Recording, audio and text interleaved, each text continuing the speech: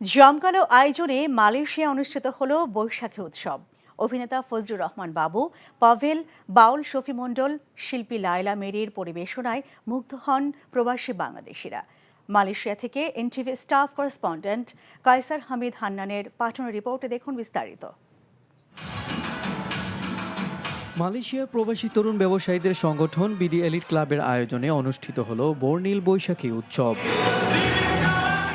কুয়ালালামপুরে craft কমপ্লেক্সে উৎসবে যোগ দেন প্রবাসী বাংলাদেশি এবং বিভিন্ন দেশের নাগরিকেরা।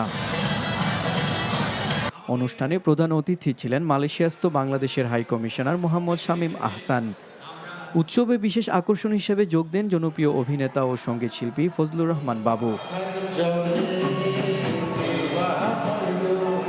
অভিনেতা পাভেলের প্রাণবন্ত উপস্থাপনায় দর্শকদের মাতিয়ে রাখে বাউল শফি মণ্ডলের পরিবেশনা। অনুষ্ঠানে আরও গান পরিবেশন করেন ঢাকা থেকে আগত কণ্ঠশিল্পী লায়লা এবং মেরি।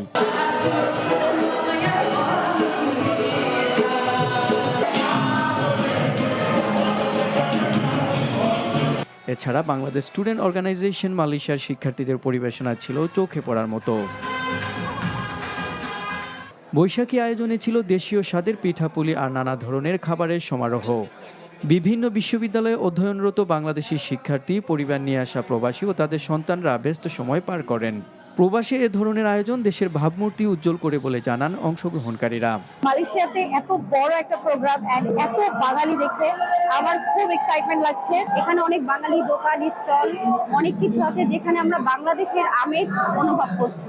আমাদের সবার অনেক খুশি লেগেছে, মনে হচ্ছে দেশে আছি, দেশের বৈশাখের আমেজটা পেয়েছি। আমাদের প্রবাসীদের যে বাংলাদেশে যে মিলন মেলা, এটা আমরা সবসময় এটার প্রণোদনা দিয়ে থাকি। আগামীতে আমরা আরো বড় পরিসরে এই বৈশাখী উল্লাস অনুষ্ঠানটি আমরা পালন করবো বলে আশাবাদ রাখি। বিদেশের মাটিতে বাংলাদেশি সবাইকে একটা বাংলাদেশি ইমেজ দেওয়াই আমাদের চেষ্টা।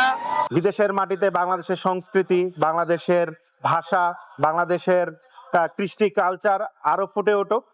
প্রবাসীদের পাশাপাশি লোকাল মালয়েশিয়ান যারা আছে তারাও বাংলাদেশ সম্পর্কে আরো বেশি জানুক। বাংলাদেশ স্টুডেন্ট অর্গানাইজেশন মালয়েশিয়ার শিক্ষার্থী জারিন তাসনিম ইসলামের উপস্থাপনায় অনুষ্ঠানে স্পন্সরদের হাতে সম্মাননা স্মারক তুলে দেন হাইকমিশনার প্রথম সচিব প্রেস সুফি আবদুল্লাহ হিল মারুফ।